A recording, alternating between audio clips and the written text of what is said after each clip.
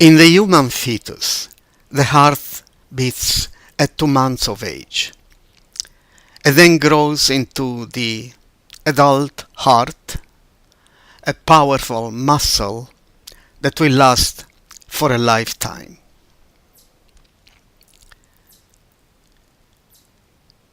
The heart receives blood and nutrients by 2 arteries called coronary arteries.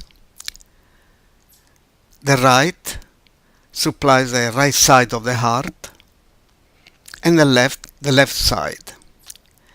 Their diameter is about 3.5, 4.5 millimeters.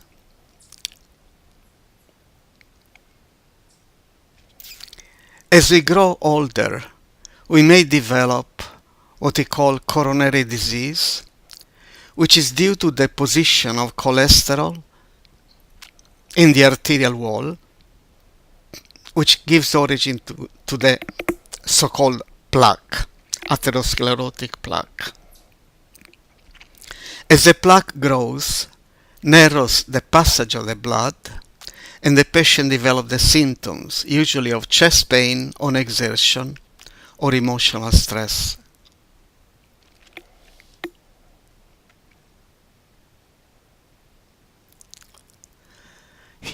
Here we see the inner lumen of an artery, which is perfectly smooth and regular and circulating red blood cells, and in white, cholesterol particles. If the patient is a smoker, or if he has high blood pressure or diabetes or high cholesterol, this condition causes a lesion in the wall of the artery, which allows cholesterol particles to go inside, create an inflammatory process, and lead to the formation of the plaque. As the plaque grows, narrows the passage of the blood.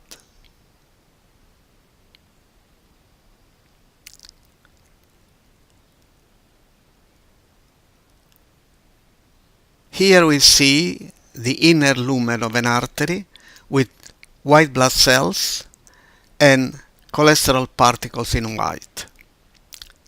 In an area where there is a lesion of the wall, the cholesterol is able to go under the wall and accumulates. White blood cells are called to phagocytize these cholesterol particles that grow into the formation of the plaque. As the plaque gets larger, pushes the inner wall of the artery inside. And there is a moment when this arterial wall can break, follows a formation of the blood clot, which leads to a heart attack. Here we see clearly an artery with a plaque in yellow, and when the plaque grows, the blood clot follows.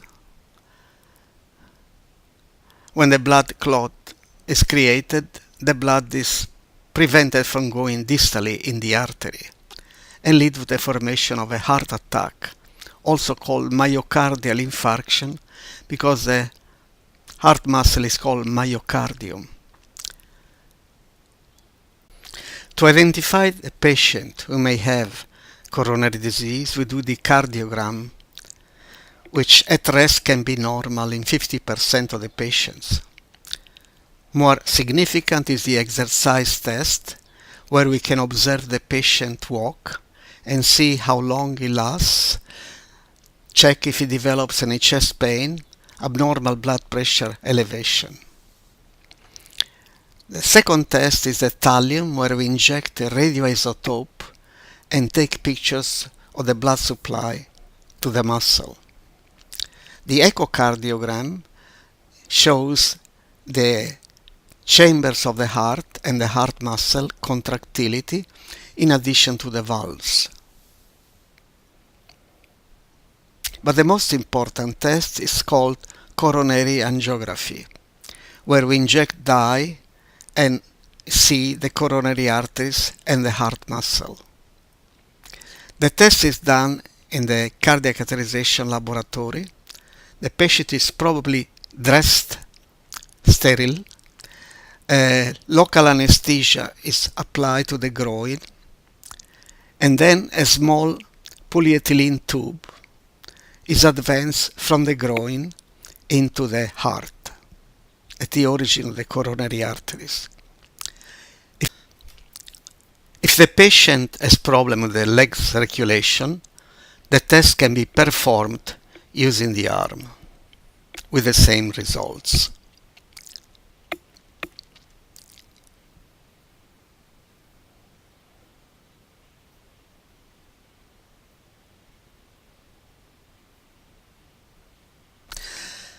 Here we see the injection of the left coronary artery and its branches, which appear to be normal.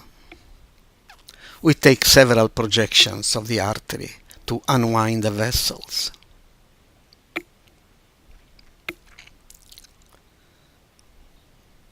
Follows the injection of the right coronary artery, which is smaller in size usually.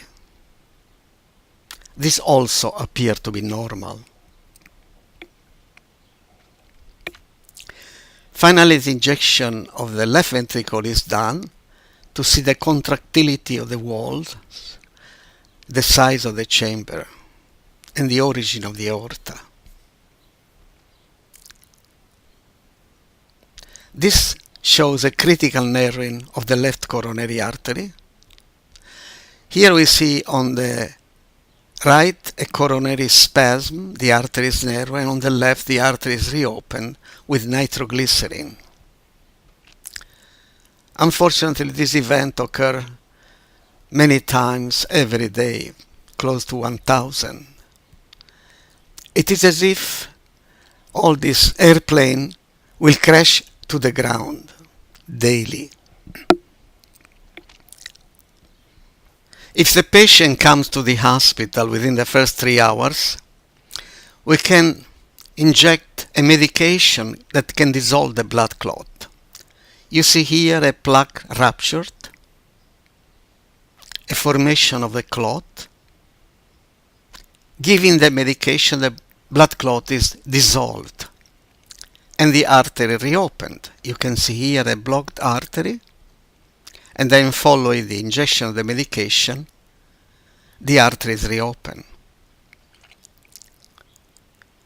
If this does not occur, we perform what we call coronary angioplasty or percutaneous coronary angioplasty, which consists in placing a small balloon in the area where the artery is narrowed by the plaque. This balloon is here grossly magnified. The balloon size is 3.5, 4 millimeters in diameter, or even smaller. So the balloon is positioned where there is a narrowing of the artery, and the balloon is preceded by a guide wire. The location of the balloon at the center of the plaque is proved by a marker which is radio opaque, indicated by the arrow. You can see here in the circle the marker. The angiogram shows in the circle the narrow segment of the artery.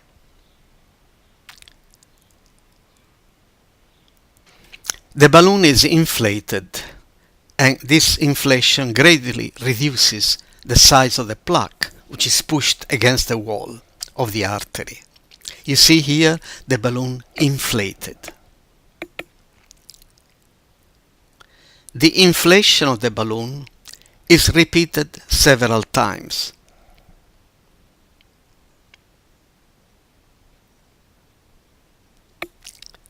After that, the balloon deflated.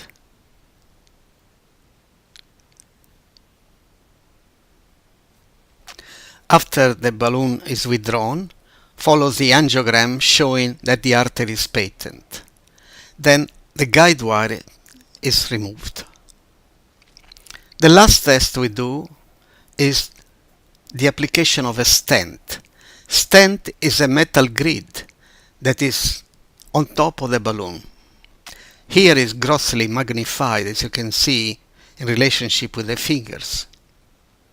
So the stent is left within the coronary artery in order to ensure the patency of the artery for longer time.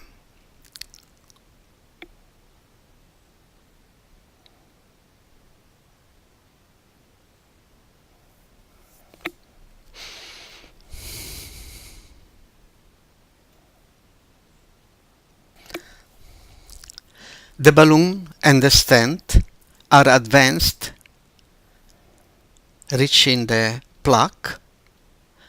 The balloon is then inflated, and the inflation of the balloon is followed by the flattening of the plaque against the wall. The balloon is deflated, and the stent is left in place to ensure the patency of the artery. The last procedure is a coronary bypass, where you can see a segment of a vein that goes from the aorta to the distal segment of the artery beyond the blockage. Here this would be a double coronary bypass. But the most important is the prevention. We have two types of cholesterol. The LDL cholesterol that deposits in the wall of the artery, giving origin to the plaque, and the good cholesterol, also HDL, because takes the cholesterol to the liver for clearance. If the patient follows an inappropriate diet, the plaque accumulates.